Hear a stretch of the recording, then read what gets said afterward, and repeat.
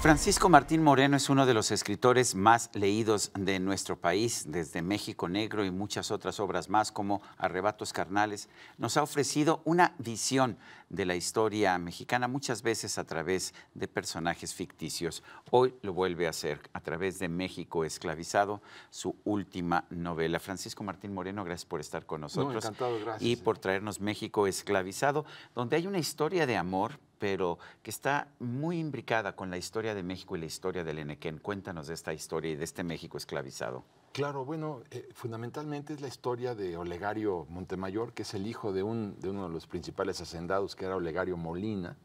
Era el que tenía prácticamente el monopolio del Enequén en el estado de Yucatán. ¿Son personajes reales o son ficticios? Olegario Molina es un personaje real. Sí. Sí, él era el dueño del Banco Yucateco, dueño de los ferrocarriles yucatecos, el monopolio del Enequén también era de él, también tenía líneas marítimas para transportar la fibra, o sea, era y además llegó a ser gobernador del estado de Yucatán y llegó a ser también secretario de Estado en la dictadura de Porfirio Díaz, o sea, era un hombre de un poder político y económico increíble para aquella época, ¿no? Basta con ver su casa en el Paseo de Montejo. Entonces tenía un hijo, y este hijo... Ese sí es ficticio, el hijo. El hijo sí es ficticio. Eso es. Tenía un hijo que tenía, digamos, 7, 8, 9 años, Sergio, y cuando iba a las chozas de los campesinos allí en las haciendas, pues veía que los campesinos tenían sus pies llenos de costras de lodo, huaraches, y se vestían con trajes de manta, y él decía, bueno, si yo me he visto con ropa tan bonita y tengo zapatos de cuero con hebillas de plata, ¿por qué ustedes no tienen lo que yo? ¿Por qué ustedes no tienen una casa como la que yo tengo? Pues, ¿te acuerdas del libro de Juan Cristóbal? Hace ya muchísimos años que lo leímos, ¿no? Y ahí, bueno, es un poco lo que le pasa a mi personaje, y el papá se da cuenta que es un soñador, que vive del misticismo, que jamás podrá manejar sus empresas, lo larga a estudiar a Estados Unidos y después lo larga a estudiar a Inglaterra, donde conoce a Marion Scott. Que es el otro personaje importante, protagonista de esta historia. Cuéntanos de Marion Scott. Marion Scott, bueno, Marion Scott en realidad tiene su origen en una experiencia personal, amorosa mía. Me habías contado, pero a ver, cuenta. Sí, yo estaba en la Feria Internacional del Libro en el 2016. La de Guadalajara. La de Guadalajara. Estaba viendo un discurso de Donald Trump y entonces llegó una mujer a mi mesa, bellísima, Sergio, hermosísima, y me dijo, ¿tú eres Martín Moreno? Me puse de pie, claro. Me dice, ¿me puedo sentar? Y le dije, no, no te puedes sentar.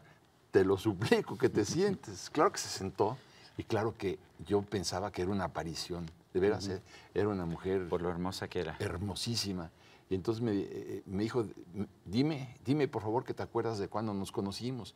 Y yo le dije a ella, me muero de la pena, pero no me acuerdo. Si te digo que sí, no voy a resistir la segunda pregunta, porque vas a decir que dónde, y ahí ya no te voy a poder contestar. Sí, bueno, mejor ser sinceros, ¿no? Sí, sincero. Entonces le dije, no le dijiste, yo digo, una mujer como tú me acordaría si te hubiera toda visto. la vida, claro, bueno, por supuesto, ¿no? Entonces le dije, me dijo ella, si no te burlas de mí, te cuento dónde nos conocimos. Le dije, te prometo que no me burlo. Bueno, pues nos conocimos en una marcha luterana en Alemania, en la catedral de Wittenberg. ¿Tú en una marcha luterana en Alemania? En octubre de 1520. Yo sabía que tenías más edad de la que yo pensaba, pero no tanto. 1520. Sí, bueno, digo, pues entonces entenderás por qué no me acordaba de ti. De hace 500 años no está fácil. Me dijo, dijiste que no te ibas a burlar de mí. Dije, no, bueno, no me burlo, ¿no? Sí. Entonces me contó que íbamos en la marcha donde Martín Lutero, en la explanada de la catedral de Wittenberg, reunió a toda la gente. Bueno, él iba caminando delante de nosotros con su esposa. Lutero llevaba una boina inclinada del lado derecho, con la mano derecha llevaba a su mujer y con la izquierda uno de sus hijos. Se separó del grupo y en la explanada rompió la bula papal que lo excomulgaba por haber estado en contra de la venta de indulgencias, porque Lutero decía, no es posible que se vendan los perdones como si fuera un acto de comercio. Lo rompió, lo hizo pedazos, y entonces en la euforia... ¿Y tú estabas en esa marcha? Yo estaba en la marcha. ¿Y ella también? Ella también.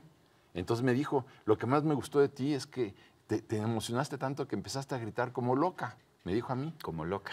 Le digo, ¿cómo como loca? Le digo, ¿qué? Yo en octubre de 1520 era mujer. Y me dijo, por supuesto que eras mujer. Bueno, ¿y tú qué eras? Le dije yo, no, yo era hombre. Y eras, por lo menos eras guapo. Le digo, pues para saber. Sí, yo era guapísimo. Y yo era guapísima, sí.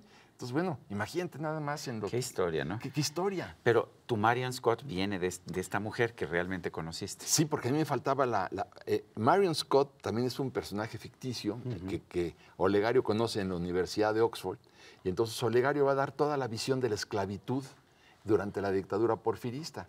Y Marion Scott me va a ser muy útil para plantear la esclavitud en el resto del mundo. Entonces me embonaba perfectamente bien.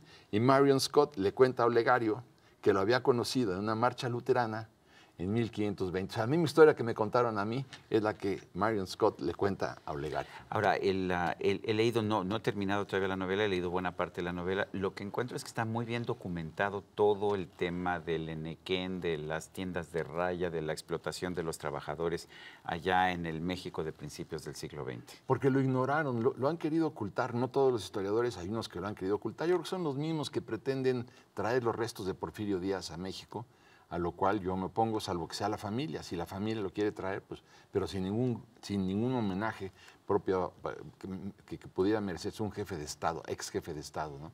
Entonces sí, ahí cuento yo todo lo que pasó, porque lo cuentan cuando ellos dos vienen a México, Marion Scott y Olegario vienen a México, él engañado porque piensa que su padre nunca era un esclavista, para descubrir toda una realidad terrible, porque ahí verás las tiendas de raya, verás cómo se practica la esclavitud con 100,000 mayas, que no podían salir de la hacienda, salvo que tuvieran una carta de liberación del adeudo, y el adeudo, la liberación nunca te llegaba ni te la daban, pues porque te pagaban con fichas, y si tú consumías 50 y la ficha te alcanzaba para 10, pues 40 te lo acumulaban a tu cuenta. O sea, no había manera, la explotación era terrible por un lado, y por el otro, cuando un campesino o un esclavo iba a pedir el aumento, por ejemplo, un aumento de sueldo, el capataz, el mayocol, le decía, es mejor, hijo mío, que el aumento de sueldo se lo pidas a Dios, porque Él en su inmensa sabiduría y misericordia es el que tiene la justicia en su mano.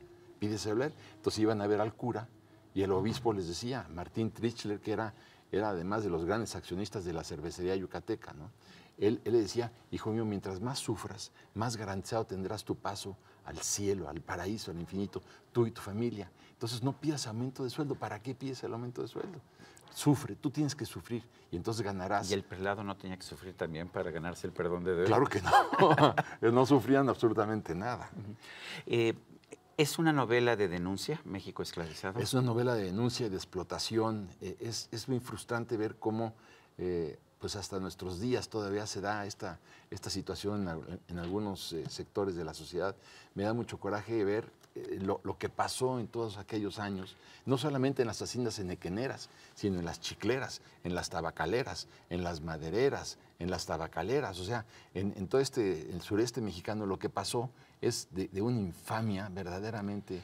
Suena como una novela de una intelectual de izquierda, y sin embargo tú has sido muy crítico de los candidatos de izquierda, de Andrés Manuel López Obrador, en tu trabajo periodístico. Sí, claro, pero a ver, yo me considero un hombre de izquierda. ¿Y Andrés Manuel no es un hombre de izquierda? No. Él yo te diría, izquierda era la de Felipe González de España, izquierda la de Mitterrand, por supuesto que sí, ¿no? Izquierda, si quieres, hasta la de Lula. ¿Por qué digo? Porque Lula logró rescatar a 28 millones de brasileños de la miseria. O sea, para mí, por ejemplo, la izquierda tiene que estar vinculada al trabajo, al empleo. Para mí es muy importante, Sergio, que entender que gobernar es crear empleos. Pero empleos productivos. No se trata como en Cuba, que el 80% de los empleos dependen del gobierno. Ve cómo está quebrado el gobierno. De lo que se trata es de crear empleos. Y para crear estos empleos tienes que trabajar una alianza con los empresarios, porque son de los que crean de 10 empleos, 9 de estos empleos son productivos. Entonces la alianza es una alianza para crear empleos en asociación con quien tiene la capacidad económica para llevar a cabo la creación de empleos. Cuando tú ves hacia atrás y ves estos tiempos de principios del siglo XX, durante la presidencia de Porfirio Díaz, ves el México de ahora, ¿cuáles son tus conclusiones? ¿En qué hemos hecho bien las cosas, las hemos hecho mal, y qué tenemos que sacar como conclusiones para el futuro? Cuando vimos que en la época de Porfirio Díaz aproximadamente 700 familias controlaban la economía del país y acaparaban el ingreso, hoy vemos que para nuestra desgracia aproximadamente un 5 o un 6% de la población sigue acaparando el ingreso. ¿Por qué? Porque acaparan el conocimiento.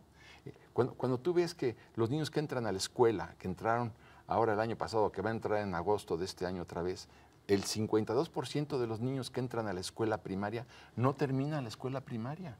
Y bueno, si ves, se gradúa aproximadamente el 5% de la población estudiantil.